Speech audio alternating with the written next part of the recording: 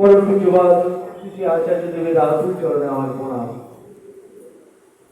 আজকে এই সৎসঙ্গে উপস্থিত আমার শ্রদ্ধেয় সভাপতি ঋত্বিক দাদা, শ্রী শ্রী ঠাকুরের পূর্ত পবিত্র পাঞ্জাবী কর্মী, আমার ইষ্ট ভ্রাতা, আমার ভক্তিময় মায়েদের আমার আনন্দিত জয়। আজকে এই সৎসঙ্গে আমি জানি না যে সমস্ত পরিবার অবদান দিয়েছেন, আমি শ্রী শ্রী ঠাকুরের রাতুল চরণে প্রার্থনা করি সেসব পরিবারের ইষ্টচ্ছল এবং মঙ্গলময় জীবন। খুব সুন্দর লাগছিল গানের মধ্যে দিয়ে মায়েরা মায়েরা মানে এত সুন্দরভাবে গান করছিল, মনটা একবার পড়ে যাচ্ছিল আচার্য দেবীর কথায়, জাগো জাগো মাগো লক্ষ্মী মায়ের দল, তোমরা না জাগিলে মাগো দেশের অমঙ্গল। এরকমই একটা মায়ের কথা মনে পড়ছিল। আজ থেকে 10 বছর আগে উল্টোডাঙায়, আগেই আমি বলিনি মাগো, অনেক এখানে মায়েদের সংখ্যা বেশি, মায়েরা দাদারা অনেকেই তো এসেছে, আসল জিনিস ধরতে পেরেছে। আমরা আমরা পাড়ায় ভালো নেতা ধরি, আমরা আইনের অসুবিধা পড়লে আমরা ভালো উকিল ধরি, শরীর খারাপ হলে আমরা ভালো ডাক্তার ধরি, আসল জিনিস ধরেছে। আজ থেকে 10 বছর আগে উল্টোডাঙায় এক মায়ের হাত ধরে এক বাচ্চা মেয়ে এক বর্ষা দিনে অনেকটাই জলে হাঁটছিল, বর্ষা মুখর দিকে হাঁটছিল মায়ের হাত ধরে।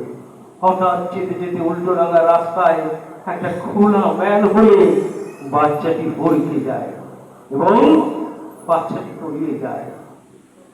পরের দিন কেষ্টপুরের খালে সেই বাচ্চাটির নিথর দেহ পাওয়া যায়।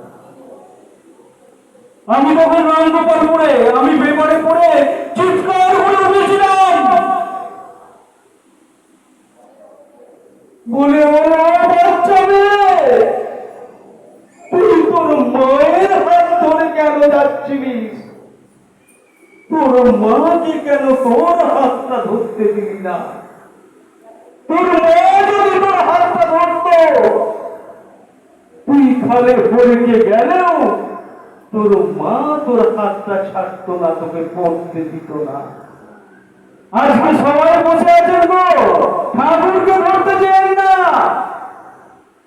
ঠাকুরকে আপনার হাতটা করতে দিন।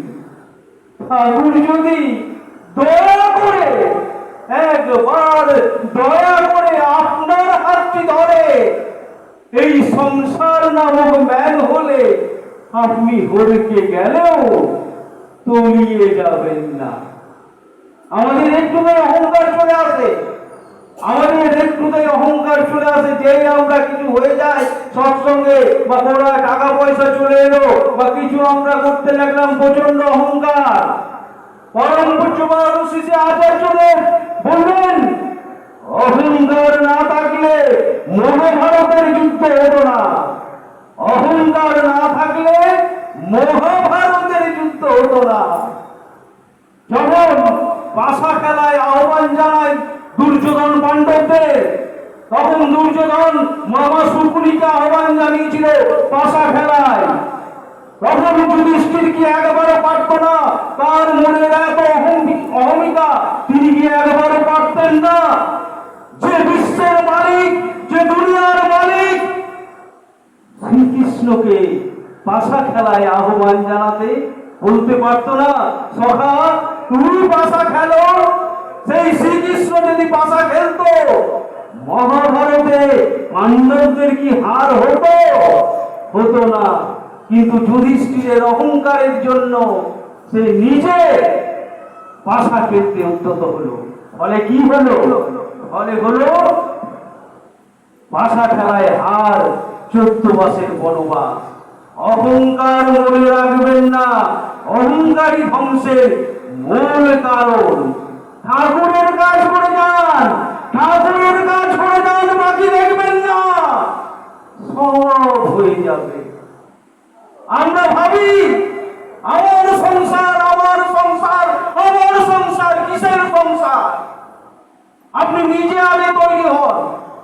আপনি যদি তৈরি হতে পারেন, চলা বলা ধরা করা, আপনার সংসারকে কিছু বোঝাতে হবে না, আপনার সংসার অটোমেটিক চলতে থাকবে। এই কিছুক্ষণ আগে দীক্ষার ব্যাপারে শুনছিলাম, দীক্ষার ব্যাপারে এরকমই এক দীক্ষা, আমাদের দীক্ষাদাতা কর্মী সভাপতি ঋত্বিক, তার বাড়িতে ছেলে আছে, গিন্নি আছে, ছেলে আছে, বৌমা আছে। হসপিটালে বৌমার বাচ্চা হবে, হসপিটালে ভর্তি করেছে। বৌমার বাচ্চা হবে, হসপিটালে ভর্তি করেছে। আপনারা মায়েরা জানবেন এতটাই ক্রিটিক্যাল অবস্থা বৌমার। ইম্পেলিক্যাল কর্ড মানে শরীর থেকে যে নাড়ি থাকে সে বাচ্চার গলায় জড়িয়ে গেছে, বাচ্চাকে প্রসব করা যাচ্ছে না। ডাক্তার বলছে হয় মা বাঁচবে কিংবা মেয়ে বাঁচবে, মানে মেয়ে নয় ছেলে, যেই ছেলে হোক যে আসবে, হয় সন্তান বাঁচবে কিংবা ওই মা বাঁচবে। সভাপতি ঋত্বিক দাদার এমন এই মুহূর্তটি কোন কয়েক কিলোমিটার দূরে দীক্ষা দিতে হবে, সে টুক টুক টুক টুক করে দীক্ষার জন্য বেরোচ্ছে। ছেলে বলল, তুমি কি বাবা, তোমার কি শরীরে মায়া দয়া বলতে কোনো জিনিস নেই? তোমার দেখছো বৌমার এরকম অবস্থা, আর তুমি দীক্ষা দিতে চাচ্ছ, তুমি কি মানুষ? বাবার চোখ দিয়ে টক টক করে চক, কিচ্ছুটি না বলে সে দীক্ষা দিতে বেরিয়ে গেল। দীক্ষাদাতা কর্মী দীক্ষা দিয়ে এসে যখন ফিরে এলো, মা বেঁচে আছে, সন্তানও বেঁচে আছে, সবাই ঠিক আছে, সবারই মুখে তখন হাসি হাসি। যখন ঢুকছে সভাপতি ঋত্বিক দাদা, ছেলে তার বাবাকে এত ভর্ৎসনা করেছে, লজ্জায় কথা বলতে পারছে না, বাবার কাছে হাউ মাউ করে কাঁদছে। বাবা একটি কথাই বলল, আমি জানি আমি ডাক্তার নই, আমি এখানে থেকে কিছু করতে পারবো না, এই কাজ ডাক্তারের। আমি যেটা পারি আমার গুরুর আদেশে দীক্ষা দেওয়া আমার কাজ, আমি সেটাই দিতে গেছিলাম। সেই কাজটা যদি আমি ঠিকঠাক করতে পারি, আমার সব কাজ ঠিক হয়ে যাবে। এরকমই দয়ার কথা প্রচুর বড় বড় তো ঘটে যাচ্ছে।